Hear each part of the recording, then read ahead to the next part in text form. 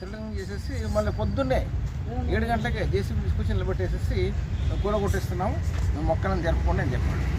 ఆయన నాకు ఫోన్ చేస్తే సడన్గా వచ్చేసేసి వచ్చి ఆయన అడిగాను, అసలు మీరు ఎవరు, ఎప్పుడు మీరు ఇక్కడ చూడలేదు, 30 ఏళ్ళ నుంచి ఎక్కడ మీరు నాకు కనపడలేదు, మీరు పొజిషన్ మీరు అసలు ల్యాండ్ మీద అయితే ఎప్పుడైనా అసలు కనపడాలి లేదా మీరు యాక్టివిటీ ఉండాలి కదా, ఏమీ లేదు.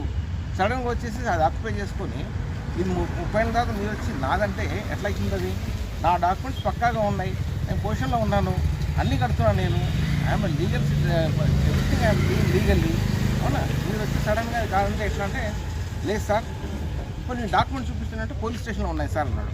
కొన్ని డాక్యుమెంట్స్ పోలీస్ స్టేషన్లో ఉంటే మరి పోదాం పోలీస్ స్టేషన్కి మనం, నా డాక్యుమెంట్స్ చూస్తారు వాళ్ళు, నీ డాక్యుమెంట్స్ చూస్తారు, వాళ్ళే చెప్తారు కదా అని చెప్పేసి అన్నా కూడా వాడు వినకుండా జేసీబీ తీసుకొచ్చి నాది కాంపౌండ్ వాళ్ళు డెమాలిష్ చేశారు. అప్పుడు మళ్ళీ పోలీసులు కంప్లైంట్ చేస్తే వాళ్ళు వచ్చేసి చూసేసి పని ఆపేశారండి. మళ్ళీ పోలీస్ స్టేషన్కి వెళ్ళాం మేము, వచ్చి నేను డాక్యుమెంట్స్ ఇచ్చాను పోలీస్కి. తర్వాత వాళ్ళ డాక్యుమెంట్స్ అడిగితే అప్పుడు వాళ్ళు లేవు సార్ అన్నాడు, పోలీస్ స్టేషన్లో ఉన్నాయంటే లేవు అన్నాడు.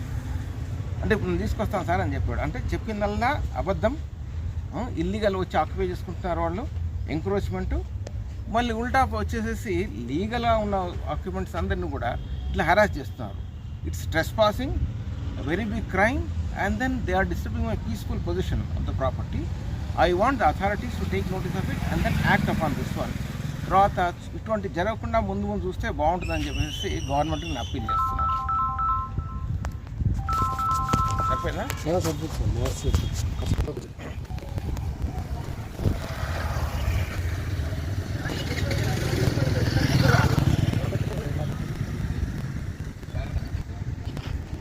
కాంపౌండ్ వాళ్ళు కూలగొట్టదు, డిస్టర్బ్ చేయట్లేదు.